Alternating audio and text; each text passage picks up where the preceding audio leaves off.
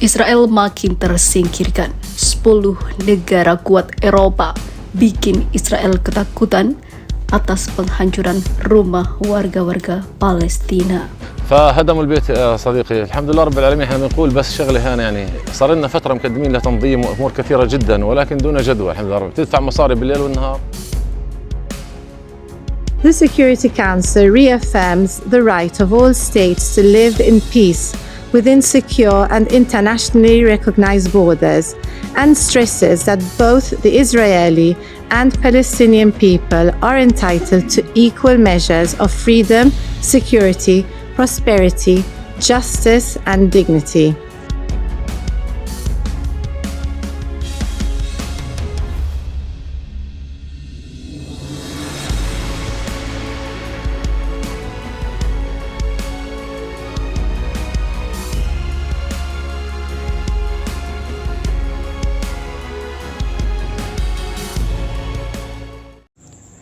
Hai para penonton Central News, sebelum lanjut jangan lupa subscribe dan lanjut tekan tombol Super Thanks.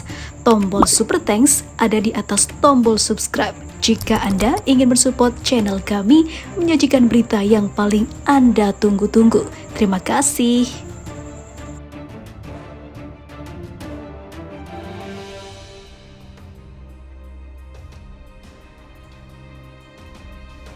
Sebanyak 10 negara Eropa meminta rezim Zionis menghentikan penghancuran rumah warga Palestina di tepi barat Al-Quds.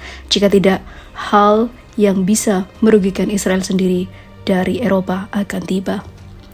Benjamin Netanyahu, Perdana Menteri rezim Zionis yang memimpin kabinet radikal dan ekstremis, mengintensifkan penghancuran rumah warga Palestina untuk membangun distrik Zionis baru. Yediot Ahronot dari Sabtu melaporkan konsulat Belgia, Prancis, Italia, Spanyol, Swedia, Inggris Raya, Denmark, Finlandia, Irlandia, serta kantor perwakilan Uni Eropa di tepi barat dan juga jalur Gaza sepakat menandatangani pernyataan bersama untuk menghentikan penghancuran rumah warga Palestina yang dilakukan secara brutal oleh Israel. Dalam pernyataan ini, konsulat negara-negara Eropa tersebut meminta rezim Zionis untuk menghentikan operasi penyitaan tanah dan juga penghancuran rumah-rumah warga Palestina dan mengizinkan organisasi kemanusiaan di tepi barat termasuk Quds Timur untuk memiliki akses tanpa hambatan. Selain itu, mereka juga meminta pengembalian atau kompensasi peralatan dan fasilitas kemanusiaan senilai sekitar 1,29 juta euro yang dihancurkan atau disita sejak tahun 2015. Aksi Israel ini membuat geram para negara Eropa yang kini nampaknya tengah berada di posisi untuk Palestina yang terus mendapatkan perlakuan yang sangat buruk dari rezim Zionis. Inilah awal kehancuran Israel dan juga dikabarkan ditinggalkan oleh Amerika.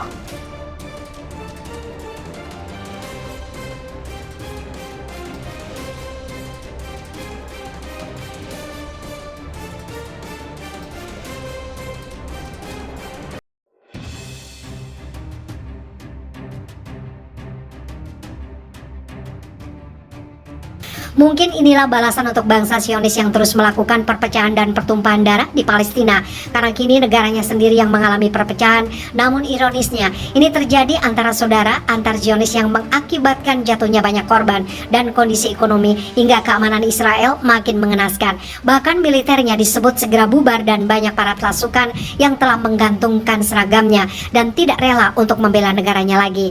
Sementara itu keadaan politik di Israel terus memanas. Presiden negara Yahudi Isaac Herzog bahkan menyebut saat ini negaranya sedang dalam situasi perang saudara. Panasnya kondisi ini dikarenakan reformasi peradilan yang diusulkan Parlemen Israel, Knesset, dengan berencana untuk menciptakan undang-undang yang akan sangat mengubah cara sistem peradilan negara itu beroperasi. Kritikus pemerintah mengatakan peraturan itu dapat membahayakan demokrasi. Undang-undang tersebut akan mengubah sistem peradilan Israel dengan memberikan kendali penuh kepada pemerintah atas penunjukan yudisial. Itu juga akan melemahkan Mahkamah Agung negara hingga pada titik efektif mengakhiri perannya sebagai pengawas kekuasaan eksekutif dan legislatif. Usulan ini pun telah mendapatkan pertentangan luas dari warga Israel. Demonstrasi besar-besaran pun pecah dengan para pilot militer juga mengancam untuk tidak hadir bertugas dan telah memulai petisi untuk memprotes perubahan tersebut. Menurut Herzog, situasi ini telah menjadi ancaman besar bagi Israel. Ia menyebut kondisi ini telah merusak ekonomi keamanan, ikatan politik Israel, dan terutama kohesi yang terjalin di negara itu.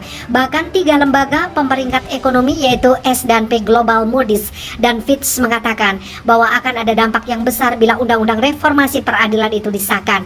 Mereka yang berpikir bahwa perang saudara yang nyata dengan nyawa yang hilang adalah garis yang tidak akan kita lewati, tidak tahu. Tepatnya sekarang, 75 tahun setelah keberadaan Israel, jurang maut ada di ujung jari kita, kata Herzog dalam pidato yang dinamakan Petunjuk Rakyat, sebagaimana dikutip The Jerusalem Post. Presiden mengatakan bahwa yang diinginkan sebagian besar warga Israel adalah keadilan dan perdamaian.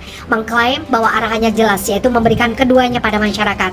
Arahan tersebut dapat menggantikan undang-undang saat ini dan dapat berfungsi sebagai dasar untuk proses legislatif baru. Saya orang beriman, tapi saya tidak naif. Saya tahu bahwa begitu saya menyelesaikan kata-kata saya, mungkin bahkan sebelum itu, lawan akan muncul dari semua sisi. Saya juga tahu bahwa akan ada yang mengelak dari tanggung jawab dan akan ada yang sudah setuju dan tiba-tiba menyangkal bahwa mereka melakukannya atau menarik kembali persetujuannya. Tambahnya, pernyataan Herzog ini pun langsung mendapatkan reaksi dari partai penguasa yang juga motor politik Perdana Menteri Benjamin Netanyahu, Likud. Mereka justru menuduh pihak oposisi yang tidak ingin bekerja sama dan bernegosiasi terkait draft usulan undang-undang itu. Garis besar yang disampaikan oleh Presiden memang membahas isu reformasi, tapi sayangnya itu mencakup klausul-klausul kunci yang hanya melanggengkan situasi yang ada dan tidak menciptakan keseimbangan minimum yang diperlukan antara cabang pemerintah, ungkap Menteri Pendidikan Yoav Kish dalam sebuah pernyataan atas nama partai. Banyak menteri kemudian meluncurkan serangkaian pernyataan yang kemungkinan besar didikte oleh partai dengan argumen utama bahwa arahan tersebut bukan merupakan perubahan nyata. Menurut sejumlah laporan, negosiasi antara perwakilan presiden dan koalisi terhenti setelah Menteri Kehakiman Yariv Levin, Ketua Partai Sas Aryeh Deri, serta Ketua Komite Hukum, Keadilan dan Konstitusi Knesset Simcha Rothman menolak untuk membuat konsesi tertentu yang disediakan oleh Netanyahu. Meski begitu, pihak oposisi menyambut baik pidato Herzog. Pemimpin oposisi Yair Lapid menanggapi bahwa pidato presiden itu sangatlah penting untuk memperbaiki Israel